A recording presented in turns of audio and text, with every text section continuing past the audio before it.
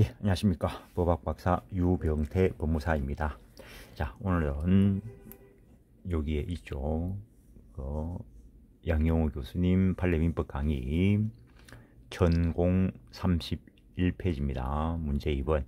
이는 어제 하면서 그냥 연이어서 해버려야 됐었는데, 원래는 홀수본 위주로 앞에 어제 했던 것처럼 그렇게 할까 했는데, 뭐 보는 김에 문제 다 보죠 뭐.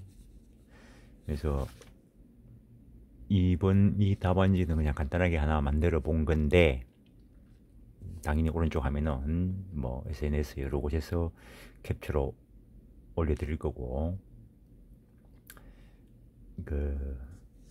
이렇게 간단한 문제는 답안지 안 만들 겁니다. 괜히 시간만 걸고. 어쨌든 전공 31페이지 2번 문제 보시면, 갑에 대한 금전 채무를 부담하고 있는 을은 이를 담보하기 위해 자신의 X부동산의 갑 명의로 권장권 설정해 주기로 갑과 계약을 체결하였다.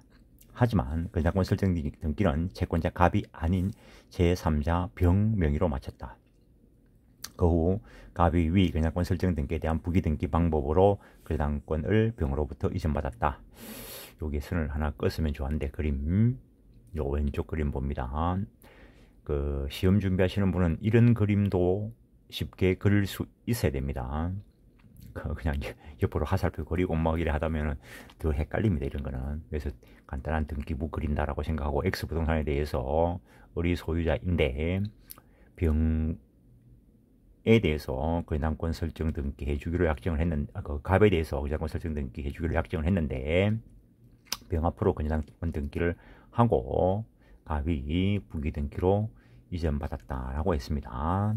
1번, 이 경우 X부동산의 권장권 설정 등기는 유효한가 이라는데, 3자 간의 합의가 있었고 실체관계와 일치하니까 유효할 것인데, 문제를 살짝 바꿨습니다. 오른쪽에 을의 갑에 대한 병 명의의 권장권 설정 등기의 말소 청구는 인용될 수 있는지 여부와 이유를 쓰시오. 그런데 그 위에 보면은 각 5줄 이내로 답을 쓰시오. 각 3점. 요걸 한번 보여주는 이유가, 시험장에 가보면은 뭐 5점, 3점 이래 놨는데 그걸 1시간을 투자해가 답안지 쓰는 사람들이 있어. 뭐 시험장에 가면 이 점수 쓰는 게 안 보일 수도 있습니다. 몇 점짜리냐면은 그 점수에 맞게 시간 배분을 해야 되는데, 3점짜리 니 아무리 100점처럼 답안지를 써도 최대 줘봐야 2점, 2.5점. 근데 정신 차려야죠. 어떤 5줄 이내로 해놨는데, 뭐 5줄 넘어가도 상관없지만 넘길 필요가 없다는 거죠. 그래서 조금 전에 이 문제에서 이렇게 등기가 되어 있을 때 을이 갑에 대해서 병 명의의 권장권 말소 청구 인용될 수 있는가 했는데, 을의 갑에 대한 병 명의의 권장권 설정 등기의 말소 청구는 기각한다 결론을 쓰고, 물론 그냥 인용 여부와 유를 쓰시오라고 하면 그냥 답해가지고 세 줄로 써도 됩니다. 근데 정신을 바짝 차리고 웬만하면 요 체계를 유지한다는 거. 물론 5점짜리면 이 체계를 유지해야 되겠지만 3점짜리니까 그냥 답, 기각한다, 이유 이렇게 간단히 써도 됩니다. 권저당권 등기가 부기등기로 이전된 경우 양수인에게, 즉 여기서는 양수인이 갑이 되어 있는 거죠. 주등기의 말소를 청구하지만 사안에서 채권자 아닌 병에 대한 권장권 등기는 권장의 부정수로 하여 무효인 등기이지만, 채권자 갑이 부기등기로 이전 등기 받았다면 실체관계에 부합함으로 유효한 등기가 된다. 따라서 갑에게 부기등기가 넘어왔을 때에는 실체관계와 일치하기 때문에 을의 갑에 대한 청구는 기각한다라는 결론이 나온다는 거죠. 그 다음에 2번 지금 여기 문제를 바꿨기 때문에 뒤에 문제를 써놨는데, 실제 시험장에서 문 2의 2답 이렇게 들어가야 되겠죠. 그래놓고 결론 이유다는 거겠죠. 일단 2번 문제 보면은, 만일 설문에서 병명의 권장권 설정 등기가 마쳐진 X 부동산에 정명의의 소유권 인등기 청구권 가등기가 마쳐진 다음 갑이 건양권 설정 등기에 대한 부기 등기의 방법으로 건양권을 병으로부터 이전받았다. 정명의의 가등기가 되고 난 뒤에 갑이 이전 등기를 받았다면은 그 건양권 설정 등기는 유효한가 이렇게 물었는데, 일단 이해관계 있는 제3자가 없을 때 무효등기의 유효성이 인정되는 것이지, 이렇게 전과 같이 이해관계 있는 제3자가 있다면은 무효등기의 유용은 허용되지 않는다라는 거. 따라서 이 경우에는 이번의 경우에는 건양권 설정 등기는 무효다라고 해야 될 것이고, 그래서 문제를 살짝 변형시켰습니다. 오른쪽 그림 보면은 을 소유의 부동산에 대해서 갑에게 건양권 설정 등기를 약정을 했는데, 일단 먼저 병 앞으로 건양권 등기를 했습니다. 병이 채권자라면 이 등기가 유효하겠지만 지금 채권자는 갑이라 했기 때문에 제3자 병 명의의 건양권 등기는 무효라는 거죠. 이렇게 되어 있는 상태에서 교과서에서는 가등기만 가지고 했었는데, 편의를 위해서 무를 넣어놨습니다. 무가 유효한 건양권 등기를 했다는 거죠.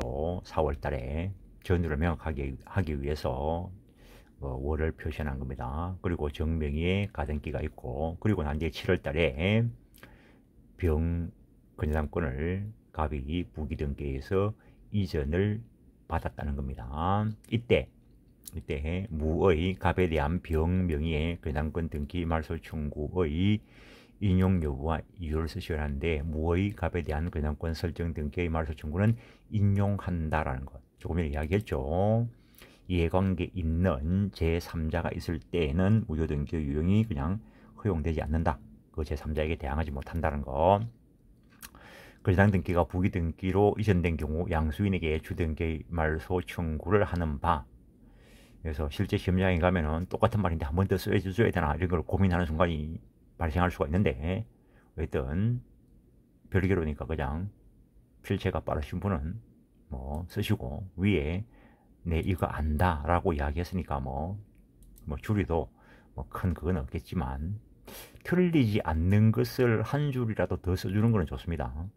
근데 양 늘린다고 여기서 그 부기등기가 뭔지 그런 거 쓰다 양만 늘리는데, 그렇게 양 늘리는 거 바본 줄 압니다.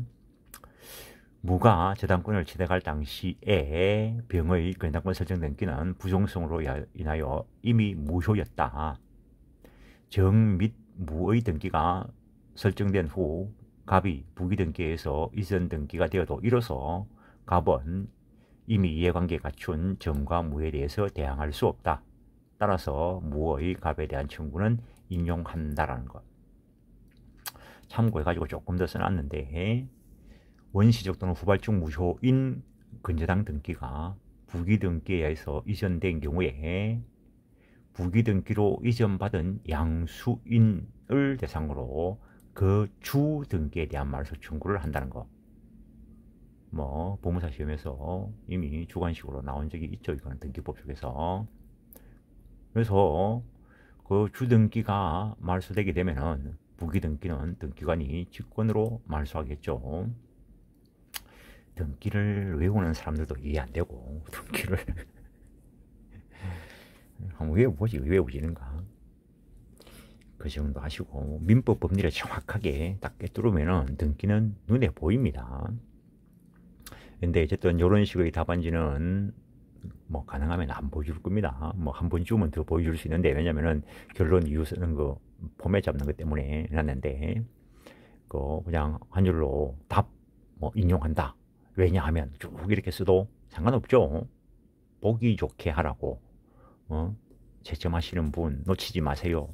보기 좋게 하려고 하는 것인데, 시험장에서 마음이 급하면은 연습이 안 돼 있으면은 답안지 쓰는 방법도 안 떠오릅니다. 그 정도 하시고, 어제 그냥 연이어서 지금처럼 했어야 되는데, 전공 32페이지 문제 3번 보십니다. 내 교과서에는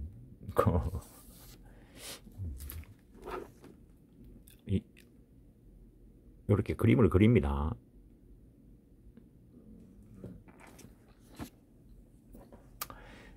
갑은 을에 대한 공사대금 채권 1억을 담보하기 위해서 을 소유의 X 부동산의 저당권을 취득하였다. 갑이 저당권을 취득하였다. 그 후 을은 갑에게 1억 원을 변제하였다. 그럼 말소 등기하지 않아도 갑의 저당권은 이제 무효가 된 거죠. 법무사 일을 하다 보면은 간혹 내는 등기를 업을 하지 않는데 간혹 등기 이제 아는 사람 때문에 하는 수가 있는데, 중개사 사무실에서 건상권 등기 말소하고 변제하고 동시행 관계인데 이러면 열이 확 올라. 모르면 말을 하지 말든지. 담보 등기 말소는 선변제 후 말소입니다. 왜? 변제했으면은 말소 등기 안 돼도 그 등기는 무효니까. 물론 변제 안 했는데 서류를 위조해 가지고 말소시켰더라도 그 등기의 유효성은 인정된다는 거. 등기는 권리 취득 요건인 거지 효력 유지 존속 요건은 아니다는 거. 지금 이렇게 탁탁 던지는 말들이 알아들어져야 됩니다. 그게 알아들어지는 게 실력이지. 네가 지금 이 자리에서 이해시키라. 아우, 미친 소리 하지 마시라고. 법리가 전체 연결이 돼야 쫙 떠오르는 건데. 한편 병은 을에게 1원을 빌려주면서 이를 담보하기 위하여 아직 말소되지 않은 갑명의의 저당권 설정 등기를 병 앞으로 이전하기로 갑을과 합의하였다. 갑을 병 다 합의가 됐죠. 3자 간의 합의가 있고 병이 실제 채권자니까 병 앞으로 등기되었다면 유효성이 인정된다는 거죠. 이때 1번 을은 피담보 채무 소멸을 이유로 갑을 상대로 X부동산의 저당권 설정 등기에 대해서 말소 등기를 청구할 수 있는가 라고 했는데, 문제를 말소 등기는 인용될 수 있는가. 일단 조금 이내 유효하다 했죠. 그래서 3자 간의 합의가 있고 실제 채권자 병이 저당권을 취득하게 되니까 유효한 거죠. 따라서 이 말소 청구는 인용될 수 없다. 즉 기각한다. 이렇게 가야 될 것이고, 교수님은 민법 교과서이니까 이렇게 표현하는 것이고, 요즘 이제 문제는 소송법을 조금 알아야 답을 쓸 수 있도록 연결돼서 나오죠. 2번 갑명의의 저당권을 병 앞으로 이전 등기하기로 갑을 병 3인이 합의하기 전에 을은 X 부동산을 정에게 매도하는 계약을 체결하였다. 이에 정이 을에 대한 소유권 등기 청구권을 보전하기 위하여, 정이 지금 소유권 취득했다는 말 안 해놨습니다. 이에 정이 을에 대한 소유권 등기 청구권을 보전하기 위해 을을 대위하여 갑에게 저당권 설정 등기의 말소를 청구한다. 을을 대위하여 청구한다. 이 말은 을에게 이 갑의 저당권 설정 등기 말소 청구권이 있나의 문제입니다. 이 경우 정의 청구는 인용될 수 있는가? 정이 대위에서 청구하는 것인데 이거는 을의 권리를 대신 행사하는 것이니까 실제 을이 이거 말소 청구권이 있나 없나 이 문제이죠. 말소 청구할 수 있나 없나. 그래서 결론은 위에 거하고 똑같죠.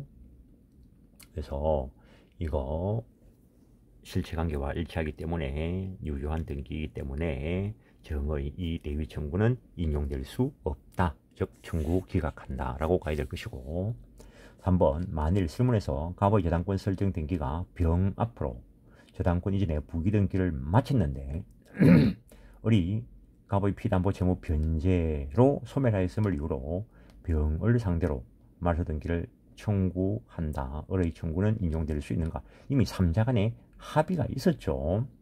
합의가 있으니까 그래서 말소 청구하는 것에 대해서 우리 합의가 있었음을 이유로 해서 대항할 수 있을 것이기 때문에 역시 이때도 을의 청구는 인용될 수 없다. 즉 을의 청구는 기각한다 라는 이야기 되겠죠. 그래서 어제처럼 답안지를 안 만들 것 같으면 오늘처럼 이런 식의 답안지는 안 만들고 그냥 이렇게 간단하게 보고 갈 겁니다. 일단 오늘은 여기까지 하겠습니다. 예, 수고했습니다.